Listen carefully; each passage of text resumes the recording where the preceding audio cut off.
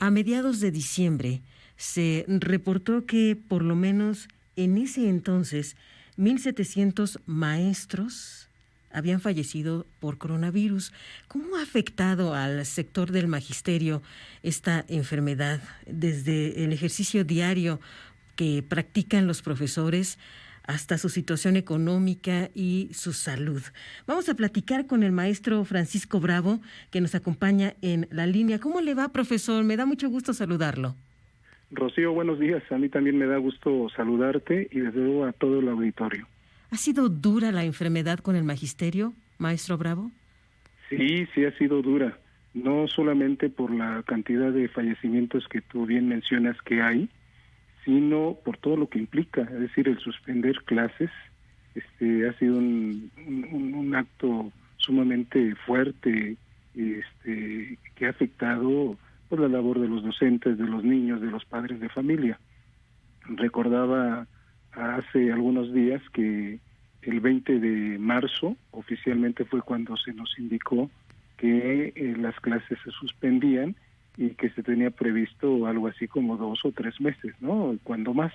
Uh-huh. Y bueno, ya pasó un año y seguimos en esto. Desde luego que ha sido un asunto muy, muy fuerte para todos nosotros, para toda la comunidad escolar en su conjunto. Recuerdo, antes de abordar de manera más profusa este asunto de las clases, que días atrás se reportó el fallecimiento del maestro Juan Melchor. Sí. Maestro Francisco, cuéntenos la importancia de lo que ha significado esta resistencia magisterial y que recordamos en muchas ocasiones encabezada por una figura como el maestro Melchor. Sí, mira, muy lamentable desde luego la muerte de nuestro compañero Juan Melchor, quien ha sido un referente importante en la dirección política nacional de la Coordinadora Nacional de Trabajadores de la Educación, y al igual que él han muerto otros compañeros que han tenido cargos de dirección, como fue el caso del maestro David Valenzuela, allá en Sonora, o como el caso del compañero secretario general de la sección 14, que también falleció. Entonces, son pérdidas muy, muy lamentables. A pesar de todo ello, la gente pues sigue en resistencia, sigue manifestando sus inconformidades sobre varios aspectos que tienen que ver, por ejemplo, con la UMA y el restablecer la mesa de negociación con el presidente de la República. Es decir, ahí estamos. Pero cierto, la muerte de los compañeros tan solo es una muestra de las pérdidas que han habido para el magisterio por esta pandemia. Pues el maestro Melchor y todos estos que menciona y además los que siguen sumándose por esta pandemia ya no regresarán a las clases presenciales, a estar al frente de sus salones. Maestro, ¿qué complejidades observa en estas decisiones que se han tomado de que en entidades con semáforo sanitario verde y donde ya se haya vacunado a el profesorado se puedan reabrir las escuelas? ¿Usted cómo observa estos planes dados a conocer?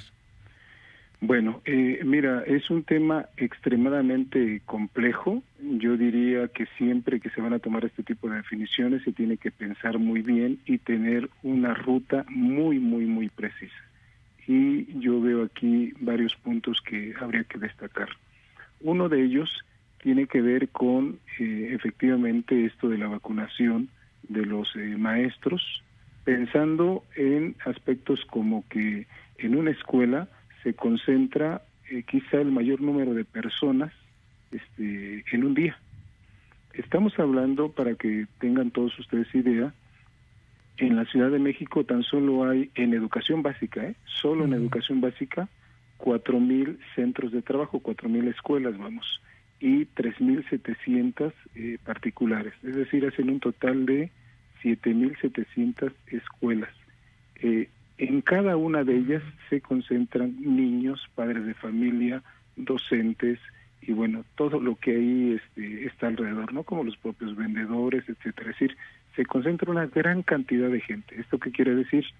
Que un rebrote bien pudiera darse justamente en las escuelas. A nivel nacional tenemos más de 200,000 centros de trabajo. Entonces, es un peligro latente. Si no se tienen las condiciones necesarias, de ahí puede resurgir un brote de manera muy fuerte para el país. Es decir, y quiero decirlo muy claro, en la Coordinadora Nacional no nos oponemos al regreso a clases, es decir, más bien eso es lo que queremos. Ya muchos de nosotros estamos a la espera ansiosa de regresar con nuestros alumnos, estar en las clases, convivir con ellos, es decir, estamos ansiosos de ello, pero también somos muy precisos en decir que se tienen que tener todas las condiciones indispensables para ello. No solamente, desde luego, hablamos de la concentración de personas, que ya de por sí pues es un tema muy fuerte. Otros aspectos habría que considerar. Hasta ahora tenemos escuelas abandonadas de más de un año, es decir, están deterioradas, ¿no? Es decir, hay que hacer trabajo profundo de limpieza, e incluso habría que ver cómo están las instalaciones de electricidad, de agua, bueno, todo esto que se necesita para que una escuela funcione. Y entonces se necesitan también recursos, es decir, habría que comprar material de limpieza para que esta jornada, digamos, de limpiar las escuelas pues sea efectiva. La pregunta aquí es, si bien, por ejemplo, en el caso de las escuelas de la Ciudad de México, las escuelas de tiempo completo, recibimos algún recurso antes justamente de la pandemia, la gran mayoría no lo recibió, las escuelas de jornada regular.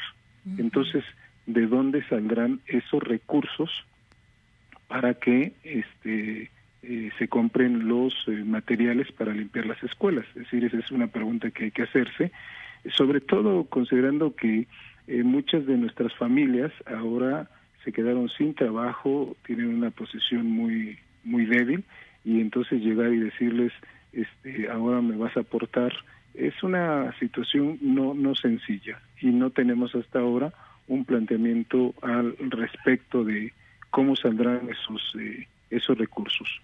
Otro aspecto tiene que ver con escuelas que no han sido reparadas, ojo, desde el sismo de 2017, es decir, escuelas que quedaron inservibles.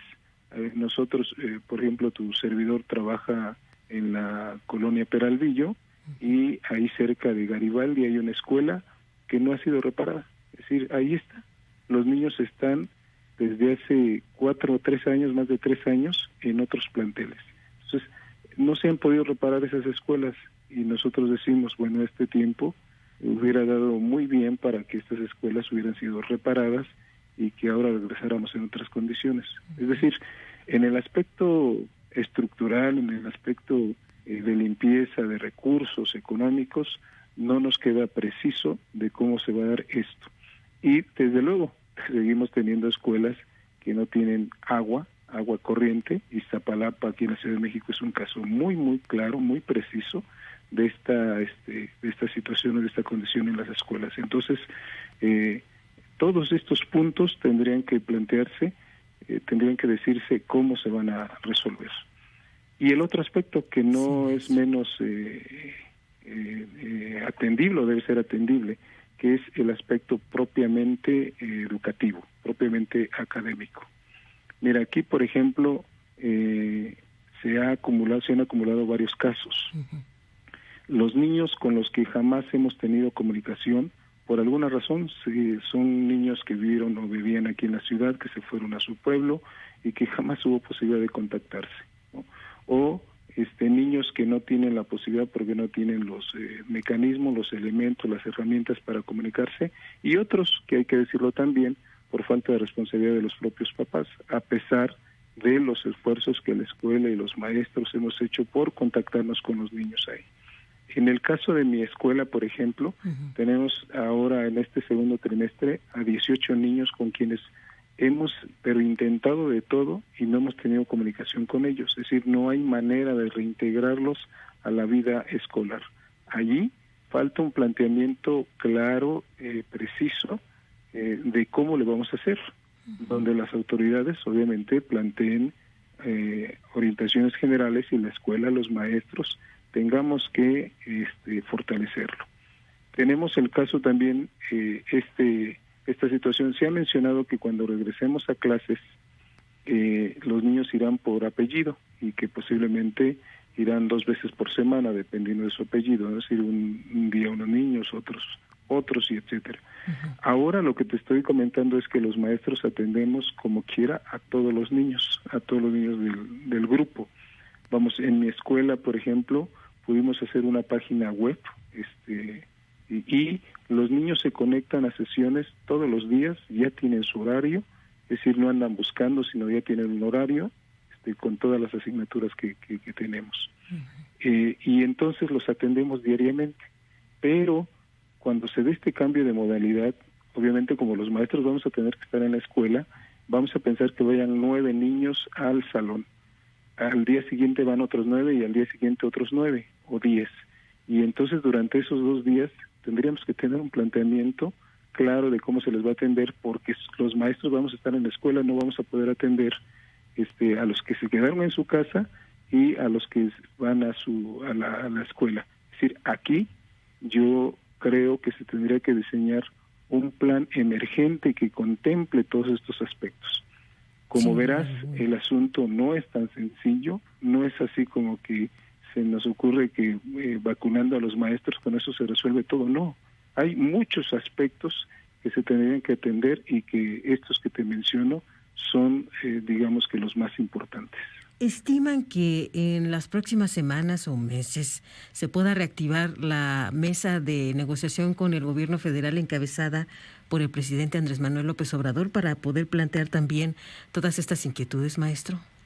Sí, de hecho ese ha sido un punto central. Lamentablemente en la última movilización que tuvimos, pues no se nos recibió ni siquiera un documento donde se hacían planteamientos de esta naturaleza de los que te estoy hablando. Es decir, no hubo. Pero efectivamente una demanda central ahora de la coordinadora es la reinstalación de la mesa con el Ejecutivo Federal, donde entre otros puntos está esto que te estoy mencionando, es decir, comentar con él qué se va a hacer, es decir, y cómo desde luego contribuimos o podemos contribuir ahí los maestros de la Coordinadora Nacional de Trabajadores de la Educación. Maestro Francisco Bravo, pues estaremos muy pendientes de cuándo se reanuden esas discusiones con el gobierno federal. Por el momento, muchas gracias por haber estado con nosotros este viernes. No, muchísimas gracias a ti. Mira, solamente agregarte que además de estos puntos tenemos otros que nos preocupan de manera muy puntual, como el caso de las sumas, el cambio del pago de las sumas a nuestros compañeros jubilados, pues fue verdaderamente un golpe terrible, ¿no? De trancazo, como decimos, pues a un jubilado le quitaron alrededor de 15,000 pesos de salario mensual, y entonces es difícil, pues. O sea, no son sueldos tan honorosos perdón, como para quitarles esta cantidad, y lo que uno dice es tendría que modificarse esta situación. Los jubilados obviamente están muy preocupados, y nosotros los que estamos en activo pero que vamos para allá, pues desde luego que también lo vemos con mucha preocupación y enojo. Estaremos muy pendientes de cuáles son las respuestas del Ejecutivo Federal, y muchas gracias por contarnos poner los pies en la tierra del regreso a clases, maestro. De verdad lo agradecemos. Sí. Te lo agradezco mucho a ti, gracias a la audiencia, y estamos en comunicación. Muchas gracias. Buen día. Adiós, maestro. Adiós.